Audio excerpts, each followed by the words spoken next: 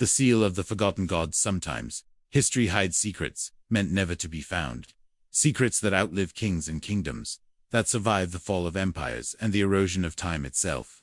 They wait patiently for someone reckless or curious enough to break the final seal. This story begins in a place where nothing extraordinary was expected to happen.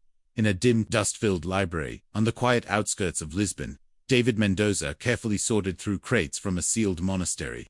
The air was thick with the scent of old paper, damp stone, and centuries of silence. David was a young historian, accustomed to the steady rhythm of his day's cataloging, reading, occasionally lecturing. But on this day, beneath layers of moth-eaten cloth, he discovered something that would change everything. A scroll, sealed with deep, crimson wax. The seal was unlike anything he had ever seen. A serpent coiled tightly, biting its own tail, intertwined with a winged sun. The parchment inside was brittle, yellowed with age, but the ink still whispered its message. Whoever reads these lines will touch a secret that will change the fate of the world. Follow the map. But beware, the seal of the gods has not yet been broken. With the scroll came a map, jagged coastlines, strange symbols, and 3 ominous red marks painted in what looked disturbingly like dried blood. David's heart quickened as he studied the map, sensing this was no ordinary discovery. The very next day, David sought out his trusted friend, Dr. Lucia Alvarez, a renowned archaeologist whose sharp amber eyes seemed to pierce the veil of time itself. In her cluttered office, surrounded by ancient relics and dusty tomes, Lucia examined the map with growing unease. "These markings," she whispered, tracing the faded ink, "belong to the Atara civilization lost to legend for over 3,000 years. Some say they never even existed." David raised an eyebrow, challenging her doubt. "Perhaps," she admitted, "but myths are history waiting to be proven." Legend spoke of the Atara's greatest secret, a mystical seal forged to imprison a power so ancient, even their gods feared it. If this map was genuine, it could lead them to that very artifact and to the terrible dangers it guarded. That evening, as rain hammered Lisbon's narrow streets, David returned home, under the shadow of something unseen. A black van sat idling across from his apartment, its windows dark and impenetrable. Inside, his door lock had been tampered with, drawers ransacked. The original map, their only cue, was gone, or so it seemed. David smiled grimly. He had anticipated this. The map on his desk was a near-perfect copy. The original lay hidden beneath the library's old reading table, safe for now. The race had begun. In the following days, David and Lucia made their plans. The island marked on the map lay far beyond the usual shipping lanes, somewhere off the rugged coast of Cape Verde. To get there, they hired Ramon, a seasoned fisherman, whose weather-beaten face and sharp eyes spoke of countless storms survived. "These waters don't forgive those who seek forbidden things," Ramon warned, his voice low and grave. The sea was deceptively calm as they set sail. But that peace shattered with the sudden appearance of a sleek black yacht, cutting through the waves behind them. Armed men shouted demands, ordering them to surrender the key. As night fell, a furious storm blew in from the west, thrashing the schooner with monstrous waves.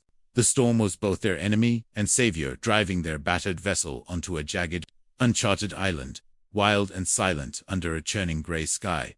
The island's twisted trees seemed to claw at the heavens, while stone pillars covered with strange carvings stood like ancient sentinels guarding forgotten secrets. Deeper into the jungle, David and Lucia found a half-buried entrance, a tunnel, hewn into the rock, its walls worn smooth by centuries. Within the cavernous chamber beyond, an altar of black stone rose before them.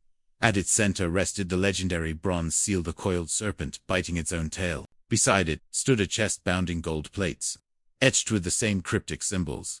But the silence shattered as footsteps echoed from the shadows. Their pursuers had found them. A tense standoff erupted. One of the men raised a pistol and fired. The bullet struck the bronze seal, cracking it with a sharp, resonant sound. The ground trembled beneath their feet. Hot steam hissed through the fissures as the ancient runes carved into the walls flared to life, glowing with an unearthly light. Ramon's voice rang out above the chaos. "You've unleashed them." A low, rumbling growl echoed from deep below, awakening of a force long bound and forgotten. Panic swept through the chamber as shadows swallowed their enemies, leaving David and Lucia to flee into the choking mist. At dawn, the island lay cloaked in thick fog, as if hiding the nightmare beneath. On Ramon's boat, the two sat in silence. the weight of what they'd unleashed pressing down on them. It wasn't gold, Lucia murmured. It was a prison. Back in Lisbon, David secured their findings in the monastery archives, but the haunting memory lingered, a dark figure watching from the island's shore. Silent and unmoving. In the weeks that followed, strange warnings arrived, cryptic messages from unknown sources. They were not alone in their quest. The legacy of the Atara was alive, and so was the threat, unearthing forgotten chronicles. David and Lucia learned of the Carathan, ancient beings of chaos, bound by the seal. The artifact was their prison, and its breaking had stirred their influence. In the world once more, compelled by a mixture of dread and determination, the two prepared for a second expedition, this time to descend into the island's heart and confront the darkness rising from beneath. The jungle welcomed them with eerie whispers, as the narrow shaft led into vast caverns, pulsing with otherworldly light. Walls shimmered with cryptic symbols, and the air was heavy with ancient power. Deeper and deeper they ventured, haunted by visions of the Itara, their rituals, their terror, and their desperate hope to bind the darkness. At the cavern's core lay a chamber suffused with raw energy. There, a shadow stirred the breath, awakening after millennia of slumber. The ground shook with its breath. David and Lucia stood at the precipice, armed with relics and ancient knowledge, to face the unimaginable together. They enacted a ritual to reforge the seal, risking their lives and sanity. With a final burst of blinding light, the darkness was chained once more. The island fell silent. They returned forever changed. Knowing the battle was not over, the Carath might slumber again, but now, they watched. Some secrets should remain buried. Yet the truth always calls out to those who dare listen. And sometimes, the past refuses to stay dead.